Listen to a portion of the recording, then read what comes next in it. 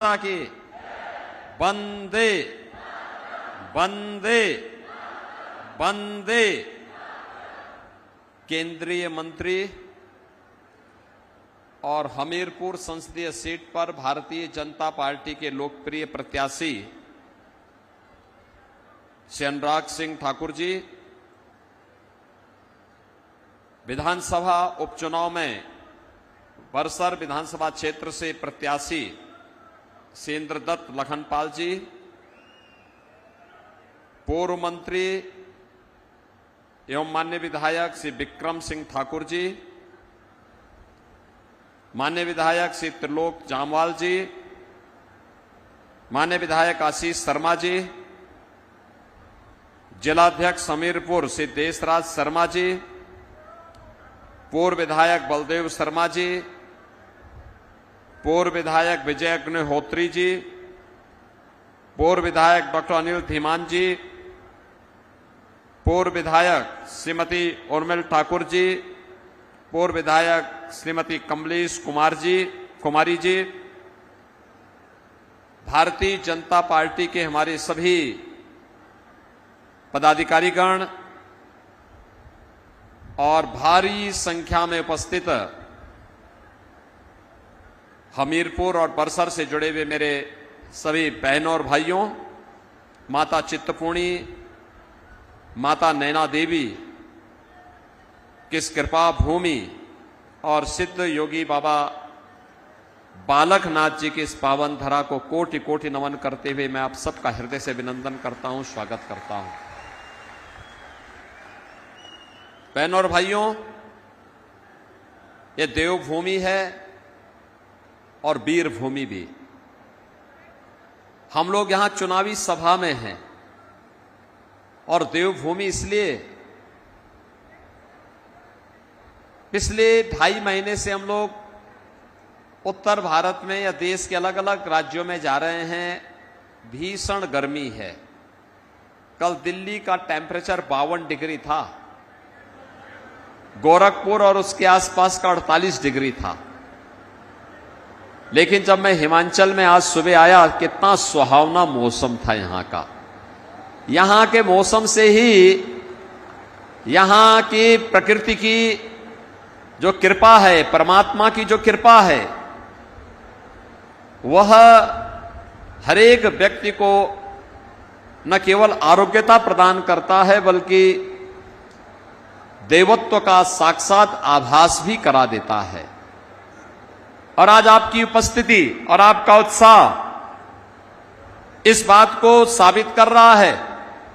जो आपने अभी अनुराग सिंह ठाकुर जी के समर्थन में अपना उत्साह दिखाया है, यह उत्साह साबित करता है कि जो देश की आवाज है, पूरे देश का जो नारा है, इसके साथ हमीरपुर भी और हिमाचल प्रदेश भी है। और वह नारा है कि फिर एक बार और अब की बार तो 400 पार में हिमाचल की 4 सीटें भी हैं, है ना? बहनों और भाइयों, जब पत्रकार पूछते हैं कि 400 पार कैसे, तो जवाब जनता जनार्दन देती है। जनता जनार्दन की ओर से जवाब जाता है कि जो राम को लाए हैं हम उनको, जो राम को लाए हैं। और दूसरा, जनता कहती है कि राम भक्त ही राज करेगा दिल्ली के सिंहासन पर। राम भक्त ही राज करेगा दिल्ली के। बहनों और भाइयों, 500 वर्षों का इंतजार समाप्त हुआ। अयोध्या में रामलला विराजमान हुए और अयोध्या में राम मंदिर में 500 वर्षों का इंतजार समाप्त हुआ। पूरा देश, पूरी दुनिया प्रफुल्लित थी। जहां कहीं भी सनातन हिंदू धर्मावलंबी है, अभिभूत था अभिभूत इस बात के लिए था कि अपनी आंखों से अपने रामलला को, भगवान रामलला को अयोध्या में विराजमान होते हुए देख रहे हैं। लेकिन बहनों और भाइयों, एक जगह लोगों में शोक की लहर भी थी और वह थी कांग्रेस में। कांग्रेस पार्टी मौन थी। कांग्रेस पार्टी ने अयोध्या का आमंत्रण ठुकरा दिया था। कांग्रेस ने कहा, आज भी कांग्रेस के बुद्धिदाता कहते हैं अयोध्या में राम मंदिर का निर्माण नहीं होना चाहिए था। इनके सहयोगी कहते हैं अयोध्या में राम मंदिर का निर्माण बेकार हुआ। हमने कहा भाई, राम मंदिर का निर्माण तो श्रद्धालुओं की उपस्थिति बताती है कि अच्छी हुई है, लेकिन तुम्हारी बुद्धि बेकार हो गई है, इसलिए तुम राम मंदिर को बेकार कह रहे हो। बहनों और भाइयों, हम एक नए भारत का दर्शन कर रहे हैं। मोदी जी के नेतृत्व में एक नया भारत। दुनिया के अंदर सम्मान बढ़ा है। आज दुनिया के अंदर कहीं संकट आता है तो दुनिया भारत की ओर देखती है और मोदी जी की ओर देखती है। देश की सीमाएं सुरक्षित हुई हैं। पहले घुसपैठ होती थी, अब घुसपैठ रुक गई, समाप्त। और अब तो आतंकवाद और नक्सलवाद भी देश के अंदर समाप्त। आतंकवाद और नक्सलवाद समाप्त। अब तो कहीं आतिशबाजी करते हुए पटाखा जोर से फट जाए तो पाकिस्तान सफाई देता है, कहता साहब मेरा हाथ नहीं है। उसे मालूम है ये नया हिंदुस्तान है, ये हिंदुस्तान छेड़ता नहीं है, लेकिन अगर कोई छेड़ता है तो उसको छोड़ता भी नहीं है। एक सुरक्षित हिंदुस्तान, आतंकवाद और नक्सलवाद को समाप्त करने वाला हिंदुस्तान और विकास के बड़े बड़े कार्यों के बारे में यहां अनुराग जी ने बताया। हिमाचल प्रदेश के बारे में पूरे देश के अंदर अगर आप जाएंगे 2 लेन, 4 लेन, 6 लेन, 12 लेन के हाईवे, रेल में वंदे भारत, अमृत भारत, नमो भारत की ट्रेन, मेट्रो की सुविधा, रोपवे की सुविधा, एम्स। मैं धन्यवाद दूंगा और अभिनंदन करूंगा अनुराग जी का और नड्डा जी का, आदरणीय प्रधानमंत्री जी का, जिन्होंने हिमाचल प्रदेश में भी एम्स की स्थापना कर दी है। प्रधानमंत्री जी स्वयं पधारे थे। बहनों और भाइयों, आज IIIT भी अनुराग जी यहां लेके आ गए। IIT, IIM, IIIT, NIT, world class university और सेंट्रल यूनिवर्सिटी भी आपके यहां बन चुकी है। बहनों और भाइयों, कैसे विकास होना चाहिए और कैसे विरासत का सम्मान होना चाहिए, मॉडल देखना हो तो अनुराग जी ने भी यहां बनाया और देश के अंदर भी मॉडल आज आपको देखने को मिल रहा है। और हम लोग तो यूपी में कहते हैं अयोध्या में रामलला का मंदिर बन गया है, काशी में काशी विश्वनाथ धाम बन गया है, अयोध्या और काशी का काम संपन्न। अब हम लोग मथुरा की तरफ भी तेजी के साथ बढ़ रहे हैं। बहनों और भाइयों, आज तो मैं आया हूं आपके पास मोदी जी के नेतृत्व में। आप देखते होंगे सरकार सम्मान भी कर रही है, सम्मान भी दे रही है, सुरक्षा भी दे रही है, विकास भी करा रही है, गरीब कल्याणकारी योजनाओं का लाभ भी दे रही है,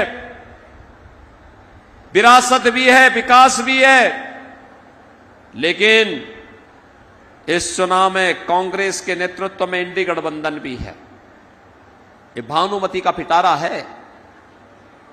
जितने दल हैं उतने ही खेमे हैं। कांग्रेस के साथ जितने सहयोगी हैं, आम आदमी पार्टी पंजाब में सरकार चला रही है, लेकिन कांग्रेस और आम आदमी पार्टी दोनों अलग अलग लड़ रही हैं। टीएमसी इंडी गठबंधन का हिस्सा है, लेकिन बंगाल में कांग्रेस और टीएमसी एक दूसरे के खिलाफ लड़ रहे हैं। बहनों और भाइयों, हर राज्य में इनके यही हाल है। ये केवल इनका मुखौटा है गठबंधन। सच्चाई तो इनकी ये है, जब ये स्वयं एक नहीं हो सकते हैं तो देश को क्या ये एकजुट कर पाएंगे। बहनों और भाइयों, इनका घोषणा पत्र तो अगर आप देखेंगे आपको लगेगा कांग्रेस का घोषणा पत्र, आपको लगेगा कांग्रेस का घोषणा पत्र यह देश के सबसे प्राचीन, सबसे पुराने राजनीतिक दल का नहीं, बल्कि किसी मुस्लिम लीग का संस्करण इनके साथ आ गया है और मुस्लिम लीग का दस्तावेज कांग्रेस आज प्रस्तुत कर रही है। कांग्रेस कहती है सत्ता में आएंगे तो पर्सनल लॉ लागू करेंगे। पर्सनल लॉ लागू करने का मतलब जानते हैं आप? पर्सनल लॉ लागू करने का मतलब, पर्सनल लॉ लागू करने का मतलब तालीमानी शासन। बेटी स्कूल नहीं जा पाएगी, बहनें ऑफिस और बाजार नहीं जा पाएंगी, बुर्का पहन करके घर के अंदर दुपक के रहना पड़ेगा। कांग्रेस के मित्रों को मैं सलाह देना चाहता हूं और उनको इस बात के लिए भी उनको चेतावनी भी देना चाहता हूं, भारत बाबा साहब भीमराव अंबेडकर के द्वारा बनाए गए संविधान से चलेगा। भारत किसी शरिया कानून से और किसी पर्सनल कानून से भारत नहीं चलेगा। यह भारतीय जनता पार्टी की घोषणा है। कांग्रेस कहती है सत्ता में आएंगे तो अनुसूचित जाति, जनजाति और पिछड़ी जाति के आरक्षण का अधिकार मुसलमानों को बांटेंगे। इन्होंने किया, याद करिए, कर्नाटक में कांग्रेस की सरकार है, इसने ओबीसी का आरक्षण वहां पर मुसलमानों को बांट दिया। आंध्र प्रदेश में कांग्रेस की जब सरकार थी, इसने ओबीसी का आरक्षण मुसलमानों को दे दिया। कांग्रेस की जब यूपीए की सरकार थी, तो यूपीए की सरकार में भी जस्टिस रंगनाथ मिश्रा की कमेटी इन्होंने इसलिए बनाई थी जिससे ओबीसी के आरक्षण को मुसलमानों को दे सकें।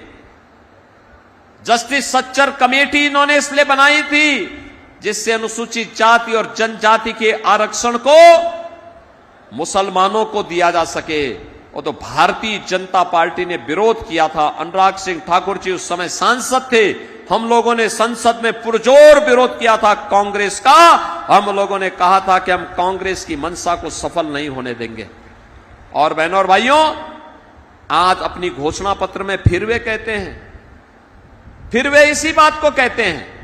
आज मैं आया हूं आपसे कहने के लिए, कांग्रेस कहती है, राहुल गांधी से किसी ने पूछा सत्ता में आएंगे तो क्या करेंगे, तो राहुल गांधी ने कहा गरीबी हटाएंगे। दादी ने नारा 1970 में दिया था, 54 वर्ष के बाद भी नाती वही नारा लगा रहा है, गरीबी हटाएंगे। आप सोचो, श्रीमती इंदिरा गांधी ने 1970 में कहा था गरीबी हटाने का नारा, लेकिन 54 वर्ष के बाद भी कांग्रेस वही नारा दे रही है। जब पत्रकार ने पूछा कैसे हटाएंगे, कहा एक झटके में हटा देंगे। कहा एक झटके में का मतलब, कहा सभी भारतीयों की प्रॉपर्टी का सर्वे कराएंगे, एक्सरे कराएंगे।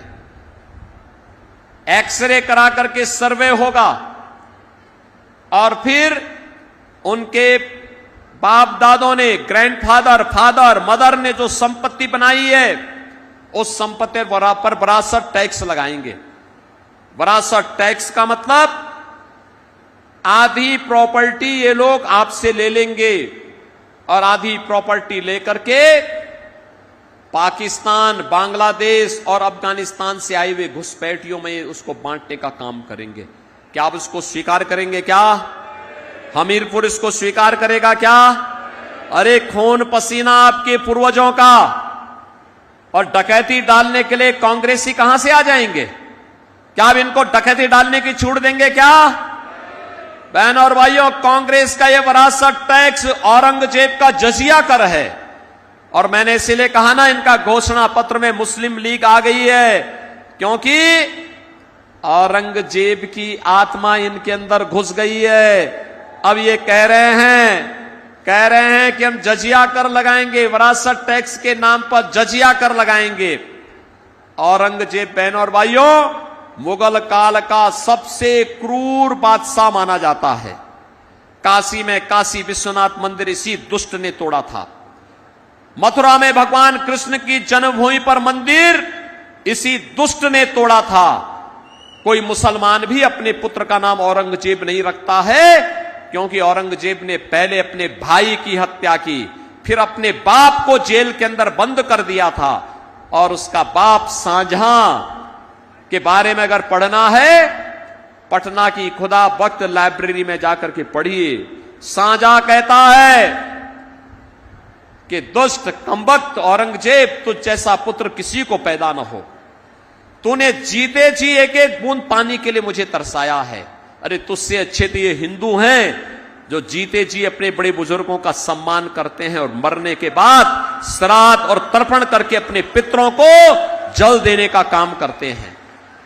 बहनों और भाइयों, ये औरंगजेब की आत्मा जिसने जजिया कर लगाया था हिंदुओं पर, जजिया कर कहता था हिंदुओं को, या जजिया कर दो नहीं तो मुसलमान बनो।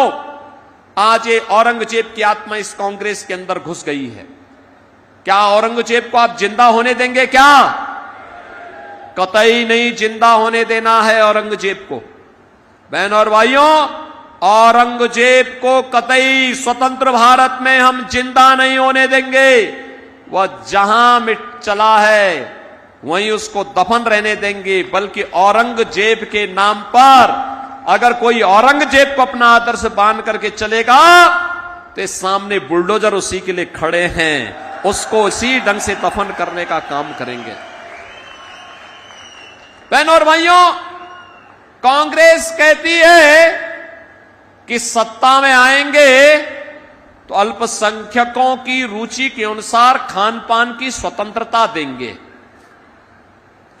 इस लाइन का अर्थ बहुत गंभीर है।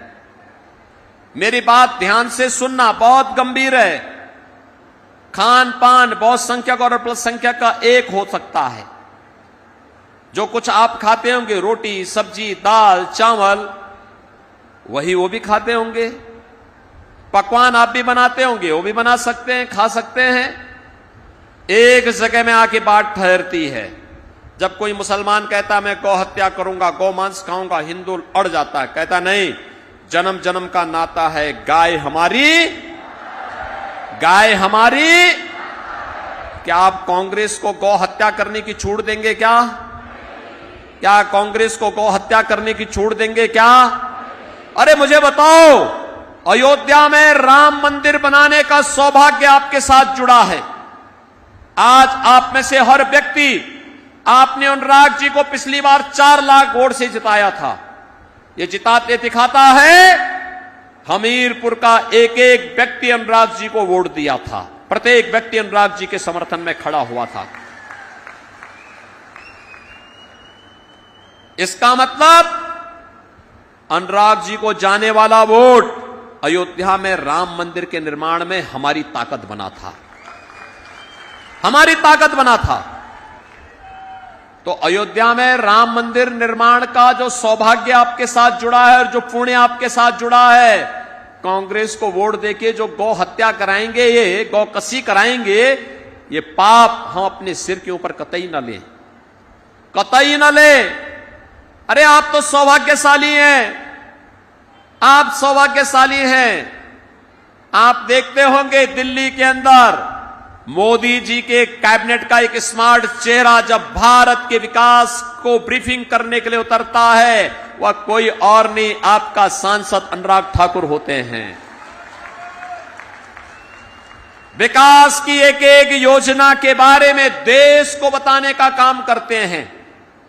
याद करिए, जिस महत्वपूर्ण मंत्रालय का दायित्व कभी अडवाणी जी ने, कभी सुषमा स्वराज जी ने, कभी अरुण जेटली जी ने जिस दायित्व का निर्वहन किया था, उस दायित्व का निर्वहन आज देश के सूचना और प्रसारण मंत्री के रूप में अनुराग सिंह ठाकुर कर रहे हैं।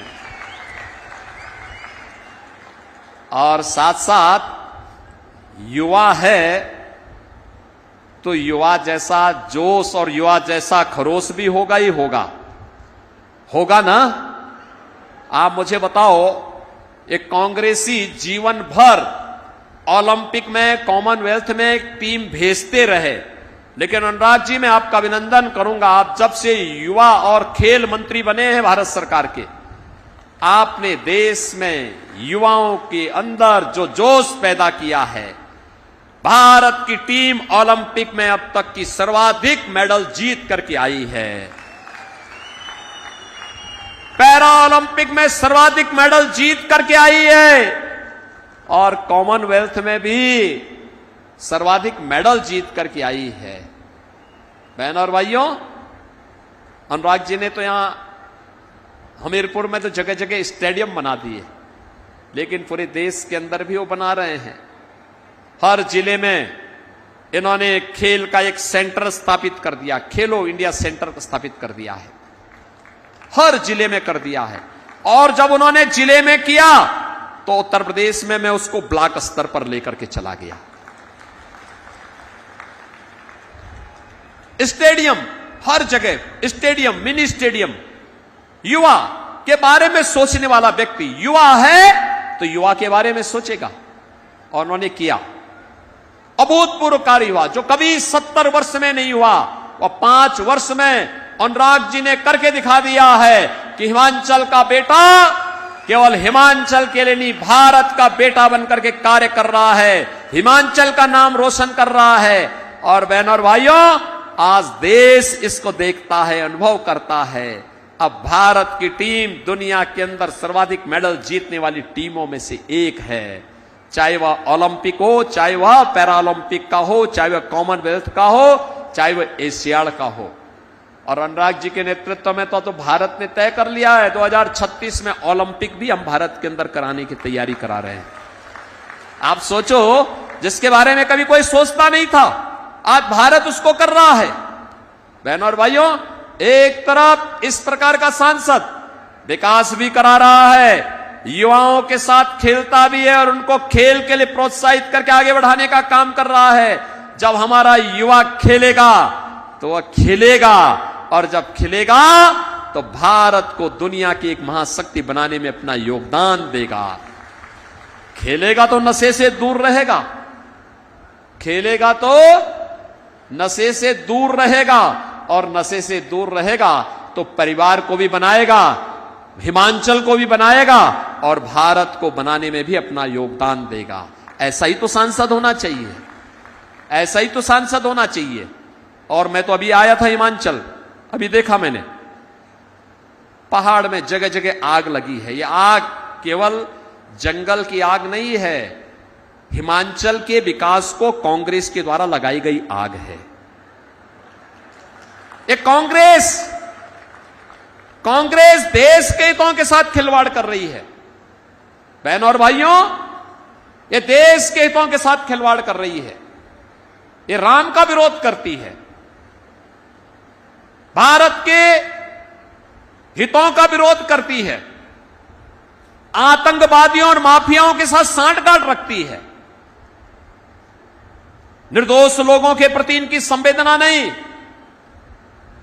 इनकी संवेदना तो भारत विरोधी ताकतों के साथ में है। जब कश्मीर में धारा 370 हटती है तो इनकी संवेदना भारत विरोधी ताकतों के साथ खड़ी होती है। ये सारा पाप तो कांग्रेस के द्वारा किया गया है।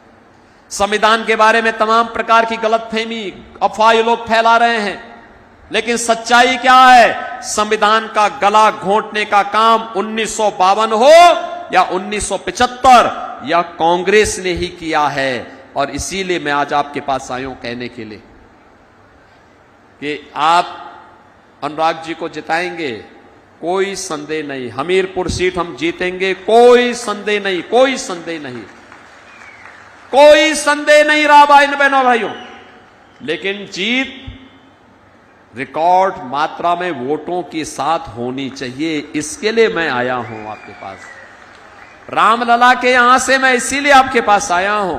एक मैंने कहा अपने हमीरपुर वासियों को जाकर के सिद्ध योगी बाबा बालकनाथ जी की कृपा भूमि को, माता चित्तपूर्णी की कृपा भूमि को, माता नैना देवी की पावन धरा को नमन भी कर लूंगा और आपको आमंत्रण भी दूंगा कि आप भी अब नई अयोध्या में दर्शन करने के लिए आइए। और इसके लिए मैं आज आपके बीच आया हूं। भारतीय जनता पार्टी ने विधानसभा के उपचुनाव बरसर में से इंद्रदत्त लखनपाल जी को भी अपना प्रत्याशी बनाकर के आपके बीच में उतारा है।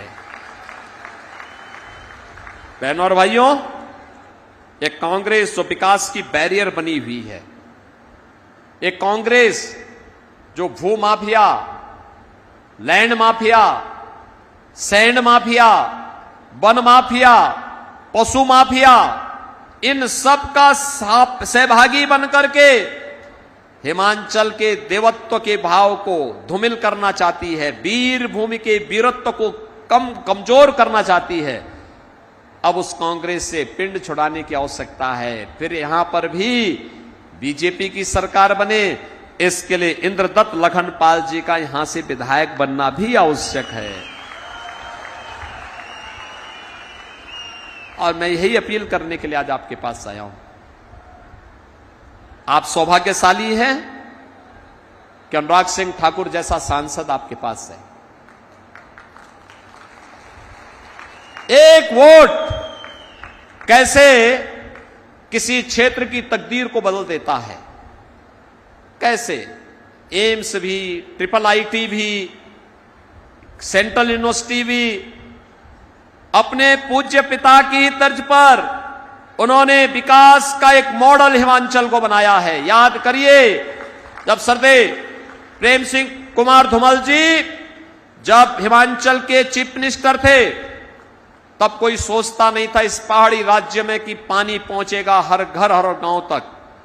उन्होंने उस समय यहां पर हर गांव हर घर तक पानी पहुंचाने का काम किया था।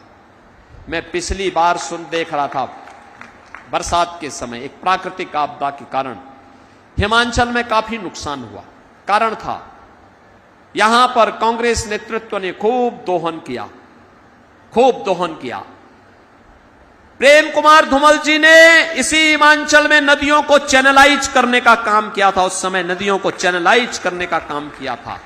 अगर वही मॉडल आगे बना होता बहनों और भाइयों, तो यहां पर इस त्रासदी का सामना हिमाचल वासियों को नहीं करना होता। लेकिन बहनों और भाइयों, देर आए दुरुस्त आए, हमें फिर से हिमाचल में भारतीय जनता पार्टी की सरकार बनानी है। और मोदी जी के 9 रत्नों में से एक, जो भारत के अंदर भारत का एक फेस है, विकास का एक फेस है, युवा ऊर्जा का फेस है, ऐसे हमीरपुर के सांसद और फिर से यहां पर भारतीय जनता पार्टी के प्रत्याशी अनुराग सिंह ठाकुर को भारी बहुमत से विजयी बनाना है। बनाएंगे ना?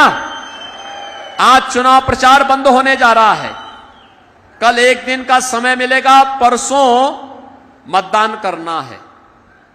आप में से कितने लोग हैं जो आज सभा के बाद और कल सायंकाल तक का समय देश के लिए देने के इच्छुक हैं? पूरा हिमाचल ही देगा, क्योंकि हिमाचल तो वैसे भी देवभूमि है, वीर भूमि भी है। मेरी आपसे अपील होगी, और ये मोदी जी का संदेशा भी है, आप में से हर व्यक्ति 25-25 घर में जाकर के एक दिन का पूरा समय निकाल करके 25 घर में जाइए, प्रत्येक परिवार से कहिए, आत्मनिर्भर और विकसित भारत के लिए, राम राज्य की संकल्पना को साकार करने के लिए फिर एक बार मोदी सरकार बनाना है। इसके लिए अनुराग सिंह ठाकुर को लेके आना है, रिकॉर्ड वोटों से जिता के भेजना है। और साथ साथ हिमाचल प्रदेश के लिए यहां पे भी सरकार बने, इंद्रदत्त लखनपाल जी को भी कमल चुनाव चिन्ह पर चुनाव जिता के भेजना है। जिता के भेजेंगे। अच्छा मुझे बताओ, अयोध्या कितने लोगों ने दर्शन किया है अभी? नई अयोध्या में रामलला के विराजमान होने के बाद। और मैं अनुराग जी से कहूंगा, चुनाव के बाद कोई उपयुक्त समय निकाल करके इन लोगों को अयोध्या का दर्शन करवाइए, वहां की पूरी व्यवस्था फिर हम लोग देख लेंगे। करेंगे ना? सभी लोग सहमत हैं? इधर सभी लोग तो मेरे साथ बोलेंगे, भारत माता की, भारत माता की, भारत माता की जय श्री राम, जय श्री राम, जय जय श्री राम।